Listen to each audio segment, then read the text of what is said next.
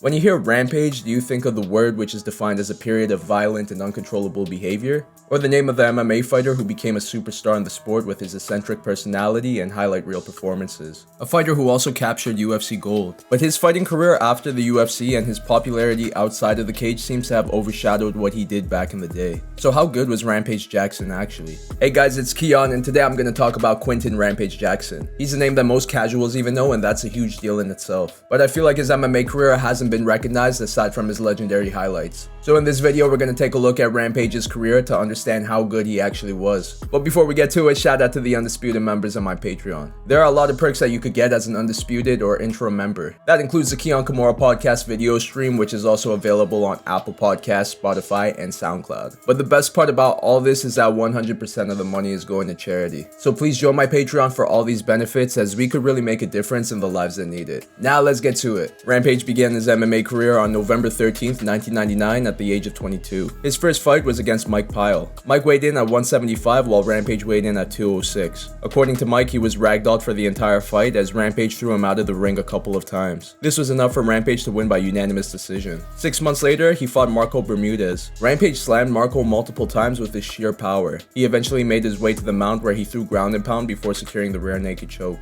He came back a month later to fight Marvin Eastman for the King of the Cage Super Heavyweight Championship. The fight was mostly on the feet as the two started off by swinging wildly. But Rampage got tired immediately, and from there it was all Marvin who picked him apart on the feet and threw ground and pound when the fight made its way to the ground. This was enough for Marvin to win by decision. After this loss, Rampage picked up 2 wins before fighting Rob Smith. It was a competitive fight that saw both men secure takedowns, throw ground and pound, and reverse the position. But near the end, Rob began to fade and Rampage continued to press the action. This was enough for Rampage to win by unanimous decision. He then picked up 2 wins before fighting for the King of the Cage Light Heavyweight Championship. His opponent was Rocco Henderson. For a majority of the first round, it was all Rampage who was out wrestling Rocco, and that continued in the second when Rampage slammed Rocco to the mat and eventually secured the Kimura, making him the King of the Cage Light Heavyweight Champ. Following this win, Rampage beat Bryson Hallbrick before fighting Kenneth Williams. In this fight, he took Kenneth down immediately and began throwing ground and pound. Rampage finished the fight off with a rear naked choke. So after going 10-1 on the local circuit, he made his debut in Pride FC. His first opponent was Kazushi Sakuraba, the biggest star in the promotion at this point. This was a wild fight that saw Rampage slam Sakuraba multiple times on the mat to avoid the oncoming submissions. But Sakuraba did not give up, and he eventually got a hold of Rampage's back where he finished him via rear naked choke. Regardless of the loss, he gained the respect of many Japanese fans that night as he put up a valiant effort. About 2 months later, he came back and fought Alexander Otsuka. For most of the fight, Rampage was in control on the feet, in the clinch, and on the ground. In the second, Rampage connected with some big ground and pound shots that broke Otsuka's nose, which forced the doctor to stop the fight. His next fight after this win was against Yuki Ishikawa. Rampage took the fight down and spent some time on top position before they got back up, where he connected with a knee and punches that knocked Yuki out. At Pride 18, he fought Dejiro Matsui. The fight ended in 14 seconds after the two clinched up and Rampage threw a knee to the nuts of Matsui, who couldn't continue. It was so bad that he had to be carried out with a stretcher, resulting in a disqualification loss for Rampage. 4 months later, he fought Masaki Satake. Rampage controlled Satake for a majority of the fight on the ground, where he connected with some heavy ground and pound. Satake tried to get up, but that led to him being suplexed to the mat, where he was finished by punches. Rampage went back to the US to fight Sean Gray. His striking looked really good as he spent a majority of the fight picking Sean apart on the feet with punches and kicks. Near the end of the second round, he almost finished the fight with a knockout, but Sean was saved by the bell. Yet going into the third, he was still rocked and Rampage came forward with a barrage of strikes that forced the ref to step in. At Pride 22, he fought Igor Vovchanchin. This was a wild fight that saw both men clinch up at the start and throw strikes before Igor connected with a head kick and punches that led to a guillotine choke. But Rampage used his power to pick up Igor and slam him to the mat. From there, he threw some heavy ground and pound. Igor managed to get back up only to get slammed back to the mat and eat more punches. Credit to him for taking all this damage and even attempting a leg lock. But the fight eventually ended when Rampage threw a punch to the body of Igor, which broke a rib and immediately stopped the fight. On March 16, 2003, he fought former UFC heavyweight champion Kevin Randleman. Despite Kevin being a strong wrestler, he was unable to secure a single takedown. This led to the two trading shots in the clinch before Rampage connected with a big knee and punches that dropped Kevin. He connected with more ground and pound before the ref stepped in. 3 months later, Rampage fought Mikhail Alukian. Rampage started the fight off by denying Mikhail's takedown attempts, which led to a huge slam that was all power. And although Mikhail locked in a tight guillotine and Kimura, Rampage got out and ended up finishing the fight with a big knee to the body followed by punches that forced a tap. After this win, he entered the 2003 Pride Middleweight Grand Prix. In the quarterfinals, he fought Murilo Bustamante. It was a closely contested bout that saw both men find success on the feet and on the ground. Bustamante attempted a few submissions early, but Rampage was the fresher fighter near the end. The judges ended up giving the split decision to Rampage. The semifinals and finals of the tournament occurred on November 9th, 2003. In the semis, Rampage fought UFC star Chuck Liddell. The two spent the majority of the fight on the feet trading shots that rocked the other, but Rampage was the aggressor and even secured a couple of takedowns. Going into the second, Chuck was exhausted, so Rampage secured a takedown and began throwing ground and pound until Chuck's corner threw in the towel. In the finals, he fought Pride middleweight champion Wanderlei Silva. Rampage looked good early by securing the takedown and throwing some heavy ground and pound from the top. But once the fight got stirred up, it was all Wanderlei who began throwing punches, soccer kicks, and knees that eventually forced the ref to step in. Credit to Rampage for showing so much heart in this loss. On New Year's Eve, he fought Ikuhisa Manoa. It was a dominant performance by Rampage, who slammed Manoa to the mat multiple times, avoided his submission attempts, and threw heavy ground and pound. The fight eventually ended in the second when Rampage connected with a knee to the head of Manoa, which forced the ref to step in. 6 months later, he fought Ricardo Arona. The two were trading shots early, and Ricardo was trying to bring the fight down by attempting takedowns or pulling guard. But Rampage ended up on top, throwing ground and pound. Ricardo was then very close to securing a triangle choke, but Rampage used all his power to lift him high in the air before slamming him down to the mat for an immediate knockout. This powerbomb move has become one of the biggest highlights in MMA. At Pride 28, Rampage fought Wanderlei Silva for a second time, with the Pride middleweight championship on the line. He looked really good in the first round as he blocked most of Wanderlei's shots and threw knees in the clinch. Rampage also secured a takedown, and when the fight got back up, he connected with a right hand that knocked Wanderlei down. The momentum continued in the second when he secured another takedown early, but after trying to get a hold of a leg, Rampage got reversed. This led to brutal foot stomps and soccer kicks from Wanderlei. When the two got back up, Silva pressed forward with punches before throwing knees that ultimately knocked Rampage out. After this loss, he fought Murilo Ninja Rua. The fight was very competitive as both men connected on the feet, in the clinch, and on the ground. Ninja attempted some submissions on the floor, but Rampage secured more takedowns, which may have been the reason he won the fight by split decision. 2 months later, he fought Ninja's younger brother, Mauricio Shogun Rua. Shogun dominated Rampage throughout the entire fight by outstriking him on the feet, taking him down, and throwing heavy knees in the clinch. Eventually, the knees dropped Rampage and he was finished on the ground with some brutal soccer kicks. At Pride 30, he fought Hirotaka Yakoi. Although Rampage was on top position early, he ended up getting reversed. But then he reversed Hirotaka and trapped him in a mounted crucifix. Rampage threw punches before finishing the fight with soccer kicks. In February of 2006, he fought Yoon Dong-sik. Although Yoon secured takedowns, threw ground and pound, and attempted submissions, Rampage was the aggressor on the feet and he secured multiple takedowns, which led to hard shots from top position.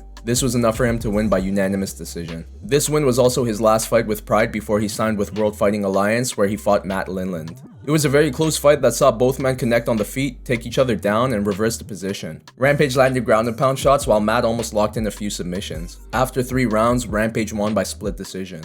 Although Rampage signed a multi-fight deal with World Fighting Alliance, they ended up getting bought out by the UFC. So Rampage made his debut with the promotion at UFC 67 when he fought Marvin Eastman for a second time. In this fight, Rampage was the aggressor on the feet for most of round 1 before finishing Marvin in the second with punches that knocked him out. This impressive performance gave him a shot at the UFC light heavyweight title against champion Chuck Liddell. Ever since he lost to Rampage back in Pride, Chuck won UFC gold and defended it 4 times. He truly seemed unstoppable at this point in his career, but Rampage had his number as it took him less than 2 minutes to drop Chuck with a right hand before finishing him on the ground with more punches. Quinton Rampage Jackson was now a UFC champion. His first title defense was against former Pride welterweight and middleweight champion Dan Henderson. It was a competitive fight early as both men took each other down and reversed the position while on their backs. They also connected on the feet, but it was Rampage that knocked Dan down a couple of times. He was also the fresher fighter in the later rounds. This was enough for him to win the fight by unanimous decision. His second title defense was against Ultimate Fighter Season 1 winner Forrest Griffin. Prior to their bout, the two were coaches for the 7th season of The Ultimate Fighter. They fought at UFC 75, and although Rampage knocked Forrest down early with an uppercut, Griffin came back in the second with leg kicks and a takedown where he mounted Rampage and threw ground and pound. The remainder of the fight saw Rampage searching for the knockout while Forrest continued to press the action by throwing with volume. After 5 rounds, Rampage lost the light heavyweight title to Forrest by unanimous decision. After this loss, Rampage fought Wanderlei Silva for a 3rd time. But unlike the first 2 fights, Rampage finished Wanderlei in the first with a left hook followed by 3 more brutal punches on the floor. At UFC 96, he fought Keith Jardine. The two swung at each other for 3 rounds with Rampage connecting with the better shots and knocking Keith down in the second and the third. He also secured the only takedown in the fight. This was enough for him to win by unanimous decision. In the post-fight interview, he faced off with the light heavyweight champion, Rashad Evans. This was the obvious fight to make, but unfortunately, injuries sidelined Rampage. The fight between the two would later be booked for UFC 114, but prior to that, they became coaches for the 10th season of The Ultimate Fighter. This was one of the better seasons due to all the drama in the house, as the rivalry between Rampage and Rashad reached an all-time high. And this was great promotion to build up their fight, which was the headliner. And this card did over 1 million pay-per-view buys, which is very impressive considering that there was no belt on the line after Rashad lost it to Lyoto Machida. But Rashad still looked like a championship level fighter that night by rocking Rampage early and out-wrestling him for most of the fight. There was a moment in the third where Rampage was close to finishing Rashad after connecting with a right hand, but Evans survived and ultimately won the fight by unanimous decision. 5 months later, Rampage fought former UFC light heavyweight champion Lyoto Machida. It was a very close fight that saw Rampage press the action forward while Lyoto countered with kicks and punches. They also took each other down,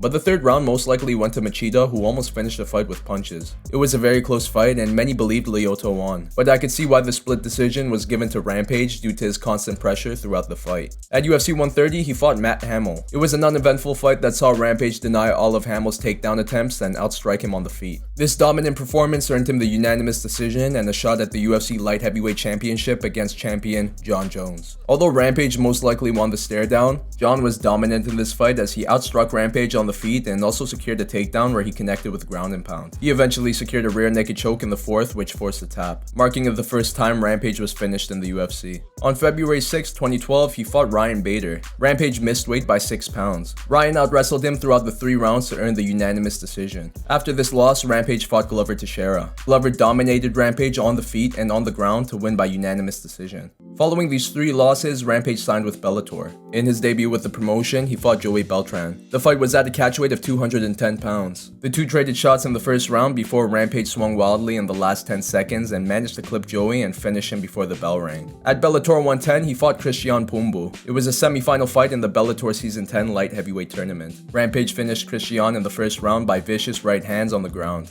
In the finals of the tournament, he fought Mohamed King Mo Lawal. It was pretty uneventful as King Mo controlled the fight on the ground while Rampage controlled it on the feet. It could have went to either guy, but all the judges gave the decision to Rampage, which also made him the tournament winner.